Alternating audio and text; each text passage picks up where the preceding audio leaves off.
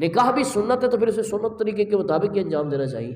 النکاح من سنتی فمن راغب عن سنتی فلیس منی. رسول پاک صلی اللہ علیہ وسلم نے فرمایا نکاح میری سنت ہے، جس نے میری سنت سے روح گردانی کی اس کا مجھ سے کوئی تعلق نہیں. اچھا اب اس میں دیکھیں، یہ بھی بر صغیر کے کلچر کی وجہ سے ہم پہ اثر پڑا، وغیرہ اسلام نے تو نکاح کو بہت آسان بنایا. ٹھیک ہے نا، نکاح کریں، گواہ ہو اور ایجاب و قبول ہو، اس کے بعد وہ سنت تو ہے چھوارے بانٹے دعا کر ختم. ہاں ولیمے کا ہے، یہاں تک فرمایا کہ یہ بابرکت دعوت ہے. اور حدیث پاک میں نے خود پڑھی ہے، اذا دعی احدکم بالولیمۃ فلیأتها، اگر تم میں سے کسی کو ولیمے کی دعوت دی جائے تو ضرور جائے. یعنی ایک جگہ اس کو بابرکت دعوت بھی کہا گیا ہے، اور یہ کہا گیا اگر کوئی عذر نہ ہو، کوئی مجبوری، کوئی بیماری، کوئی مصروفیت، تو پھر ضرور جائے، بلا وجہ اس کو چھوڑنا نہیں چاہیے. یہاں تک حدیث پاک میں فرمایا گیا. یہ اس میں دیکھیں آپ کہ اس میں کتنا آسان کیا گیا کہ لڑکی والوں پہ کوئی بوجھ ہی نہیں ہے. اب ہمارے یہاں کیا ہوتا ہے، 100 200 150 بلکہ 500 کی تعداد میں لوگ بارات لے جاتے ہیں اور لڑکی والوں پہ بوجھ ڈالتے ہیں. تو ایسا نہیں ہونا چاہیے. شادی کو آسان کرنا چاہیے، نکاح کو سہولت والا بنانا چاہیے، اور حرام کاری کو مشکل بنانا چاہیے. اور ہمارے ہاں اللہ تعالیٰ معاف فرمائے ہو یہ رہا ہے کہ حرام کاری کے لیے سہولتیں پیدا ہو رہی ہیں اور نکاح کو مشکل بنا رہے ہیں خود ہی، صرف اپنے اسٹیٹس سمبل کے طور پہ. یار میں یہ نہ کیا تو لوگ کیا کہیں گے، وہ کرتے کرتے اتنا مشکل بنا دی. مگر اسلام نے تو بہت آسان رکھا تھا اس کو. تو ابھی بھی جو ہے وہ آسانی اسلام کے دامن میں ہے. اور ساتھ ہی سی بات ہے، بندہ اپنی عقل سے بھی سمجھ سکتا ہے کہ جب یہ سنت ہے تو پھر سرکار کی سنت کے مطابق ہی کرنا چاہیے اس کو، اور کم از کم شریعت کی خلاف ورزی اس میں نہیں ہونی چاہیے. مثلا کہ جہیز دینا یہ اسلام میں جائز ہے.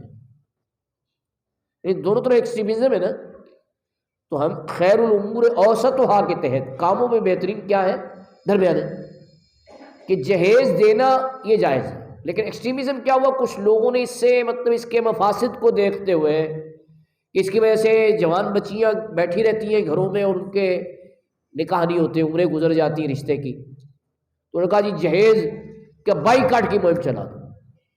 یہ ایک ایکسٹریم ہے.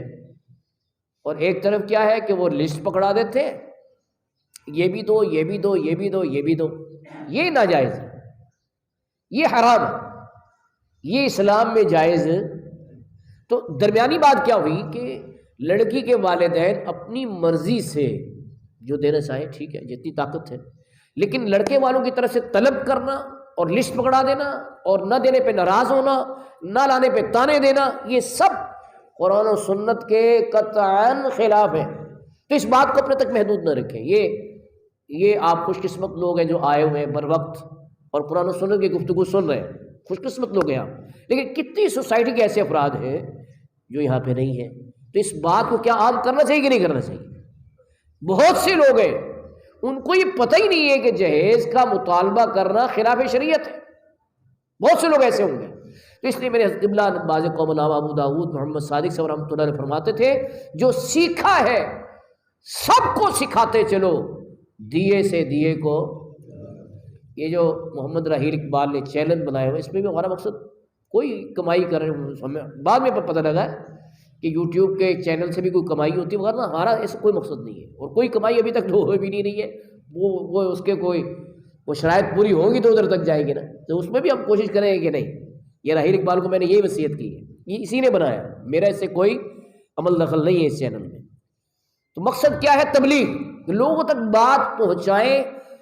کل کو کوئی یہ نہ کہے جی مجھے پتہ ہی نہیں تھا کہ اسلام کا یہ بھی حکم ہے. مثلا اب اسی مجمع میں بہت سے لوگ ایسے ہوں گے جن کو یہ بات پہلی دفعہ پتہ چلی ہوگی کہ جہیز کا مطالبہ کرنا یہ ناجائز ہے، یہ اسلام میں جائز نہیں ہے اور گناہ ہے، بلکہ گناہ ہے، اس پر عذاب ہوگا. جو طلب کرتے ہیں یا نہ دینے پر تانے مارتے ہیں کہ بھئی یہ فلاں چیز نہیں لائی، فلاں نہیں لائی، فلاں نہیں لائی. تو بات یہاں شروع ہوئی تھی کہ یہ خود اب بیٹی پیدا ہو جائے اس پہ بڑا پریشان ہو جاتے ہیں لوگ. کیا کیوں پریشان؟ خود ہی اپنی پریشانی کو خود ہی دعوت دی ہے کہ بھی نکاح کو مشکل بنایا. اب بیٹی پیدا ہوئی تو منہ مسور کے بیٹھ گئے، حالانکہ یہ نہیں پتا کہ ہمارے آقا صلی اللہ علیہ وسلم کی 4 بیٹیاں تھیں. کتنی صاحبزادیاں تھیں؟ اچھا سبحان اللہ. یہ بھی سوچ دین سے ملتی ہے، دنیا سے یہ سوچ نہیں ملتی. جو ابھی میں آپ کو ایک ایگزامپل دینے لگا ہوں، میرے بڑے بھائی، ان کے ہاں جب 4تھی بیٹی پیدا ہوئی تو انہوں نے ایک اطلاعی میسج لکھا واٹس ایپ میں، اور سب بھائیوں کو اور رشتہ داروں کو میسج کیا کہ میرے ہاں 4تھی بیٹے کی ولادت ہوئی ہے. اللہ کا شکر ہے کہ مجھے نبی پاک صلی اللہ علیہ وسلم کی یہ سنت ادا کرنے کا شرف حاصل ہو گیا ہے. کہے سبحان اللہ. تو یہ سوچ دین سے آتی ہے کہ انہوں نے کہا کہ بھی 4 بیٹیاں سرکار کی تھیں تو 4 مجھے اللہ نے دے دی ہیں، تو میں اس پہ خوش ہوں کہ یہ سنت جو بندے کے اپنے بس میں تو نہیں ہے نا. اللہ تعالیٰ جس کو چاہے اسی کے یہاں پوری ہوگی. تو انہوں نے اس پہ فخر کیا. تو کہنے کا مقصد یہ ہے کہ ایک طرف دین سے لا تعلقی کی وجہ سے یہ بھی واقعہ دیکھنے میں آیا، جس کو ہم نے یہاں پہ بھی اس پہ کمنٹ کیے تھے کہ پہلی بیٹی ہوئی، ابھی شادی کو تھوڑا عرصہ ہوا ہے، پہلی اولاد بیٹی ہوئی، اور بیٹی پیدا ہونے پہ اتنا ناراض ہوا اس کا شوہر کہ جناب عالی وہ 7 دن کی بچی کے جسم میں 7 گولیاں اتاری، مار دی. یہ بھی تو یہی ہوا ہے، پاکستان میں ہوا ہے. تو یہ کس وجہ سے ہوا؟ اس میں یہ عرض کر رہا ہوں کہ اس میں ہم نے خود ہی اس بات کو دعوت دی ہے پاکستانی قوم نے کہ شادی کو مشکل سے مشکل بناتے جا رہے ہیں. اب لاسٹ ٹائم مجھے کوئی 1 مہینے پہلے ایک شادی میں شرکت موقع ملا، اور پتہ نہیں کیا کیا ایسی رسومات کا بھی اضافہ ہو گیا جو کہ کبھی سننے دیکھنے میں بھی نہیں آئی تھی. اب وہ ایک کارپوریٹ کلچر کے تحت یہ بھی اضافہ ہوتا جا رہا ہے. کمائی کے ڈھنگ ہے نا کہ یہ بھی ہونا چاہیے، یہ بھی ہونا چاہیے. وہ کمائی کے ڈھنگ میں بہت سی باتوں کا اضافہ خود سے ہی لوگ کری جا رہے ہیں. تو اللہ تعالیٰ ہدایت عطا فرمائے کہ سنت مصطفیٰ صلی اللہ علیہ وسلم، اسی میں ہماری دنیاوی کامیابی بھی ہے اور اخروی کامیابی بھی ہے، اور آخرت کی کامیابی کا تو کہنا ہی کیا ہے. کہے سبحان اللہ. میں آپ کو حدیث پاک سے بتاؤں کہ رسول پاک صلی اللہ علیہ وسلم کی سنت پاک میں ہماری کتنی کامیابی آخرت کی. اصل زندگی تو آخرت کی زندگی ہے نا. دنیا کی زندگی کتنے کا ہے؟ 40 50 60 70 80 90 بڑی حد 100. اور یہ بھی شارٹ ہی نہیں ہے. اگلے سانس کا بھروسہ نہیں ہے. اس کے پاس گارنٹی ہے کہ اگلا سانس بھی لوں گا؟ نہیں. ایسا دیکھنے میں آیا کہ بندہ صحیح سلامت بیٹھا ہوا ہے، اگلے سانس میں ہارٹ اٹیک ہوا، دنیا سے چلا گیا. تو جب ایسا ہے زندگی کا کوئی بھروسہ نہیں اور آخرت کی زندگی ہمیشہ کی زندگی ہے، تو پھر اس کی کامیابی کو ترجیح دینی چاہیے کہ نہیں دینی چاہیے؟ لیکن انسان ایسا شیطان کی چنگل میں پھنسا ہے کہ وہ دنیا کی کامیابی کو حقیقی کامیابی سمجھتا ہے اور آخرت کو پارٹ ٹائم پہ رکھا ہوا ہے کہ اس میں بھی مل جائے تو اچھا ہے، نہ بھی ملے تو خیر. استغفر اللہ. حالانکہ آخرت کی کامیابی دوزخ سے بچنا اور جنت میں جانا یہ حقیقی کامیابی ہے. اسی کو فوز الکبیر کہا گیا ہے قرآن پاک میں.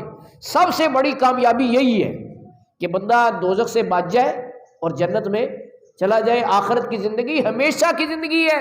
اور میں بارہا عرض کر چکا ہوں کہ آخرت کی زندگی کے ساتھ دنیا کی زندگی کو وہ نسبت بھی نہیں ہے جو قطرے کو سمندر کے ساتھ ہے.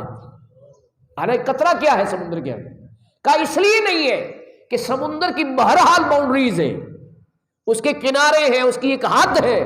آخرت کی زندگی لامحدود ہے. اس وجہ سے وہ نسبت بھی نہیں ہے دنیا کی زندگی کو آخرت کے مقابلے میں جو قطرے کو سمندر کے ساتھ ہے. تو جو قطرے کوئی بناتا رہے، سجاتا رہے اور سمندر سے غافل ہو جائے، میں سمجھتا ہوں اس سے بڑا بے وقوف اور کوئی نہیں ہو سکتا.